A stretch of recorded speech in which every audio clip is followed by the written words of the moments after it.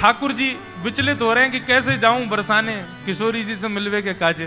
ठाकुर जी ने सबरे अपने सखा बुलाए और सखान से कहने लगे, बोले भैया आज बरसाने जानो है श्री जी से मिलवे। पर ये सबरी सखी जो है कहा मेरे रूप को जाने मुझको मिलन ना देंगी, आज मैं रूप बदल के जाऊंगा। वाल वाल बोले लाला कहाँ बन के जाएगा? बोले हमारे नंद गांव में ये आशीश्वर महादेव है, ऐसे ही बन के जाऊंगा मैं। तो सबरे ग्वाल वाल ठाकुर जी को महादेव के रूप में तैयार कर रहे हैं। आहा, तो कहते हैं बोले सबसे पहला श्रृंगार ठाकुर जी के ऐसे घुंघराले केश पकड़ करके और जटा बनाई, और जटा बना करके मधुमंगल बोलो लाला उनकी जटा में तो गंगा जी निकले, तेरी में तो कैसे निकलेंगी? बोले कछु तो कर। सो मधुमंगल मोतियों की लड़ लेकर के आया और ऐसी लड़ ठाकुर जी के जटा से यहां लगा करके नीचे की ओर छोड़ दी है। आहा, कितने सुंदर लग रहे हैं। लाला महादेव तो चंद्रमा और धारण करें, वो कैसे धारण होएगा? तब तुरंत चंदन घिस करके महाराज चंदन को सबरो जल निकाल के सूखो चंदन, और वही चंदन को एक चंद्रमा बना करके ठाकुर जी की जटा पे चिपकाए दियो। लाला को श्रृंगार है रोए सुंदर। ऐसे ही श्री हमारे वृंदावन के ठाकुर जी ने अपनी धोती की ही बना करके वैसे ही अवधूत बिल्कुल श्रृंगार किया अपनो। ठाकुर जी बोले अरे गले में सर्प कहां से आएगा? मधुमंगल श्रीराम बोले बता लाला, वन में तो पकड़ के लाए अभी। ठाकुर जी बोले मैं तो चित्र में हूं, देख लूं तो मुझको तो डर लगे आवे, गले में पहन के इसके जाऊंगा। बोले काम कर। बोले कहा?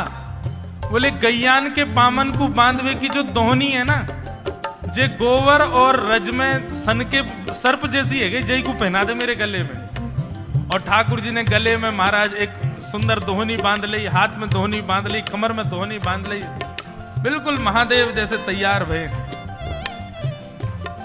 बाल बाल बोले लाला महादेव तो भस्म लगा में, वो चिता की भस्म लगा में, अब भस्म कहां से लेके आवे तेरे काज? ठाकुर जी बोले तू मलियागिरी चंदन लगा दे, मैं वही को भस्म बना दूंगा। ठाकुर जी को पूरा श्रृंगार है गया, बिल्कुल महादेव जैसे लगन लगे। मुंह पे भी जो चंदन लगाया वो भस्म बन गो सबरो। बोले लाला तू तो पहचान में ही ना आ रहा, कौन है पतो ना कहां से आगो है। बोले अब ठीक है, अब जाऊंगा मैं श्री जी से मिलवे। सो ठाकुर जी ने नंद भवन से जो श्रृंगार करके आए थे उसके ऊपर महादेव का श्रृंगार किया है। क्यों? श्री जी से मिलके आवेंगे फिर तुरंत कपड़ा उतार के घर भी तो जानो है, तैयार थोड़ी है, कोई इतना समय थोड़ा ही है। तो अपने कृष्ण स्वरूप के भीतर है, उसी के ऊपर ही महादेव का रूप धारण किया है। अब जैसे ठाकुर जी चलते हैं तो अंदर जितने आभूषण पहने उन सब की आवाज आती है, मानो ऐसा लगता है कि महादेव चल रहे हैं और संग में डमरू बजाते भये चल रहे हैं। मलुकदास जी वर्णन कर रहे हैं ठाकुर जी तैयार है कि बरसाने पहुंच गए, उस संग में मधुमंगल श्रीदामा भी तैयार भये हैं, छोटे छोटे जोगी वो भी बने हैं। पर ठाकुर जी के अंग को चंदन तो भस्म बन गया, उनको अभी चंदन नहीं है। क्यों? श्री जी से मिलवे की उत्कंठा की ज्वाला तो ठाकुर जी के चित्त में है ना। ठाकुर जी ने बीच रास्ता में ही कही बोले तुम लोग वापस लौट जाओ ना, बहुत डंडा पड़ेंगे, पता चल रही है तुम कौन हो? मैं तो पता ना चल रही, मैं तो भस्म लगा के घूम रहा हूं। ठाकुर जी अकेले बरसाने गए और बरसाने में जाकर के महाराज अलाक निरंजन घूम रहे हैं नन्हे से गोपाल जी बरसाने में। गोपी अपनी अपनी अटारीन से निकल के ओ देख कैसो नेक्सो से जोगी डोल लो है, अरे नेक पकड़ो तो सही। सबरी गोपी ने जाके खींच लिए ठाकुर जी। अरे बाबा घर में खेलवे की उम्र में जोगी बन गो तू, नेक्सो सो।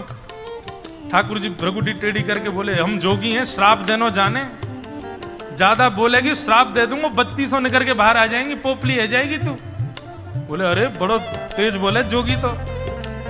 सब गोपियां कह रही हैं बोले अच्छा जोगी तुम पे कहा आवे? बोले हम जिसको देख लें उसको देख करके भविष्य में उसका ब्याह किससे होगा ये बता सकते हैं। बोले अच्छा तुम बता दोगे? बोले हाँ। अच्छा नहीं मेरा बता दो, मेरा ब्याह कौन से होगा?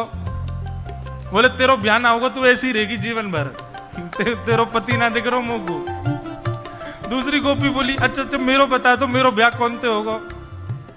बोले पास में एक गांव है, वहां पे एक गोबर चुरावे वालो गोबर चोट्टा रे बातें होगा तेरो ब्याह। सबरी गोपी बोली बड़ो टेढ़ो टेढ़ो बोले, तभी एक गोपी बोली, सुनो हम अपनी कहाँ पूछ रहे हैं, या जोगी पे कछु आता हो तो ना श्री जी हमारी श्यामाजू के बारे में पूछे, उनको कौन तो ब्याह होएगो।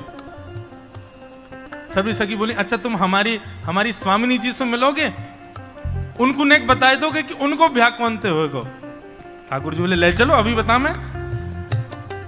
आहा, ऊंचे भवन पर लेकर के गए हैं ठाकुर जी को। किशोरी जी से जाके प्रार्थना करी, एक बड़ो सिद्ध जोगी आयो है, तो नेक्सो सो ही छोटो सो है, गोल मटोल वाके हाथ हैं, गोल मटोल गाल हैं, लेकिन ऐसो बोले। श्री जी बोली, अच्छा कहा बतावे। बोले, ये बता दे कि हमारो भविष्य में कालांतर में पति कौन होएगो। श्री जी बोली, अच्छा सही बतावे। बोले, अब बतावे तो कब, मेरा तो यो बता दियो मेरो ब्याह ही ना होएगो, या कोई यो बता दियो गोबर चोटा से ब्याह होगा, आदि आदि। लेकिन श्यामाजू जो भी बतावे एक बार चलो। श्री जी के मन में तो भाव आ गया, कहीं गोपाल जी को नाम बोल दे एक बार। श्री जी तुरंत निकल के बाहर आई हैं। आहा,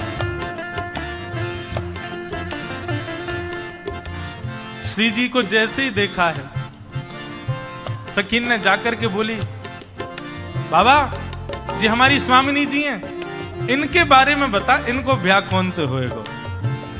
ठाकुर जी बोले, ओहो ये तो बड़े महलन की हैं, इनको नेक पास ते देखना पड़ेगा मुझको, नेक मुझ पास ले जाओ। सबरी गोपी बोली, दूर ते ही रहियो बाबा, ज्यादा उछले मत। बोले, नहीं देखो पतो करवाना तो पास ले जाओ, नहीं तो यहीं तो चलो जाऊंगा मैं। पास ले गए। बोले, नेक और पास ले जाओ। बोले, बाबा आप बस कर दे। बोले, ले तो जाओ तभी तो दिखेंगे, इनके रो कूपन से मुंह को पता चलेगी कि कौन है इनको। आप बिल्कुल समीप ले गए और जैसे ही दाहिने में आकर के ठाकुर जी खड़े भई, बाम अंग में श्री जी खड़ी भई, सोई धीमे से ठाकुर जी ने श्री जी के कंधा पे ही हाथ धर लियो। बोले, ए बाबा क्या करे। बोले, इनको भविष्य को कसम में ही हूं, मोते ही होएगा इनको ब्याह। तो महाराज सखीन ने जैसी देखी, अरे या बाबा को बताएंगे अभी। सबरी डंडा लेके, झाड़ू लेकर के, चप्पल लेके, खड़ाऊ लेके सब भगी ठाकुर जी के पास। और जैसे ही जोगी के ऊपर आक्रमण करने लगी, सोई अपने तन की भस्म ऐसे हाथ में लेकर के, और ठाकुर जी ने एक फूंक मारी, सब ब्रज मोहिनी डारी, ऐसी फूंक मारी सबरी गोपी मूर्छित है के गिर गई। और जैसे ही सब मूर्छित भई हैं महाराज, अब श्री जी और ठाकुर जी दो ही बच्चे हैं, बाकी सब तो मूर्छित पड़े हैं। ठाकुर जी खूब निहार निहार के देख रहे हैं किशोरी जी को, और किशोरी जी के सुंदर वा भेष को दर्शन करके ठाकुर जी बावले है गए। और ऐसे बावले भय महाराज किशोरी जी को देख करके मलुकदास जी वर्णन कर रहे हैं। अब तो रास्ता में चलते फिरते बस वही स्वरूप किशोरी जी को याद करें, वहीं बैठ के राधे राधे राधे राधे गाने लग जाएं। कभी जमुना जी में जल डार के पड़े हैं, भस्म रमाए पूरे अंग पर, लौट करके आए, मधुमंगल श्रीदामा देख रहे हैं, लाला जी कहाँ है गो। तो ठाकुर जी प्रति उत्तर में कुछ बोल ही नहीं रहे, बस राधे राधे राधे राधे राधे राधे। लाला भूख लगी, बोले राधे राधे, प्यास लगी, राधे राधे, नंदगाम जाएगो, राधे राधे। ऐसे ठाकुर जी के चित्त में चढ़ गई किशोरी जी।